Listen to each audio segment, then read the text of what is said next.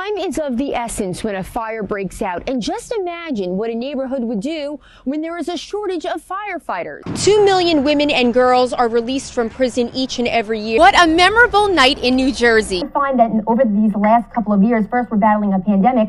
Now, today, we don't know what can happen on the other side of the globe, and we don't know the responsibility that as Americans, we should be involved, or should we not be? Finally, after 15 months of masking up, New Jersey is able to move forward both indoors and outdoors without a face covering, unless you're a student. And none of the schools want to hear us. Frustrated parents have been marching around the state advocating for their children to be unmasked in schools. My kids should not have to sacrifice air for an education. And so right now what we're asking is for the school board members to be brave. Some argue that there is no evidence that the mask stops the spread of the virus. I'm a nurse, and there's just no medical reasoning behind it. Masks are to protect you from getting blood spatter. Governor Murphy argues that masks are needed because there are no authorized vaccines for children under 12, which is why some parents are more comfortable with their child wearing one. I would prefer that he wore a mask to school and that his classmates did too, because they're too young to get vaccinated. People are dying still. Yes. But how did the children feel about wearing masks all day? It gives me headaches, I get nausea, it makes me uncomfortable. It feels like I can't breathe a lot. And as one superintendent said here on Jersey Matters, there's been studies about CO2 for the elementary school kids. The reason why kids would feel very sluggish after lunch wasn't because they had gym, is that there was an elevated CO2 in the classroom. Some superintendents, such as Dr. Parla Panitas, have reached out to Governor Murphy, asking him to please end the mask mandate for students.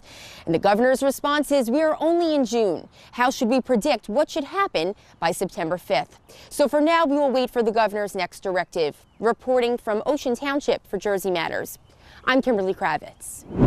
Deer are in full-blown mating season, and these sweet but dangerous four-legged creatures have a way of colliding into our vehicles while on their pursuit. And Hillsborough, the town that we're standing in, leads New Jersey in deer-related accidents. Hillsborough Township, where we are right now, is the #1 township for deer collisions in 2017. Gene Huntington is the lead consultant for Stewart Green, and each winter they study the population of deer through deer density data. About 150 deer per square mile, which is way over the numbers that scientists and ecologists prefer to see. So basically, the more deer we see, the more collisions we should expect. But it also presents a great challenge for our ecosystem. If we don't have that kind of biodiversity out in the forest ecology, then we do not have the habitat that can sustain ground nesting birds. And those ground nesting birds eat ticks, and ticks cause Lyme disease. AAA also collects data on animal-related collisions, and that number, too, seems to be rising each year.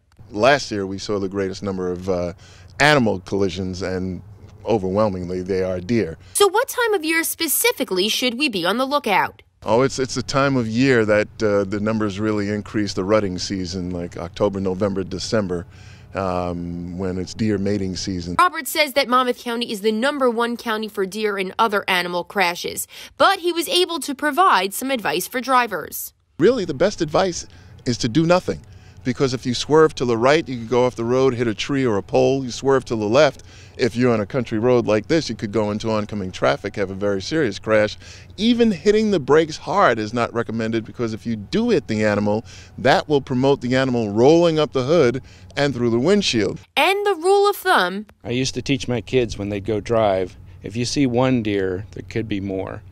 And one of my kids said, yeah, if there's none, there could be some. Mating deer are most active at dawn and dusk. And now with the sun going down much earlier, this makes for a significantly dangerous time to commute. Reporting from Hillsborough for New Jersey News Network, I'm Kimberly Kravitz.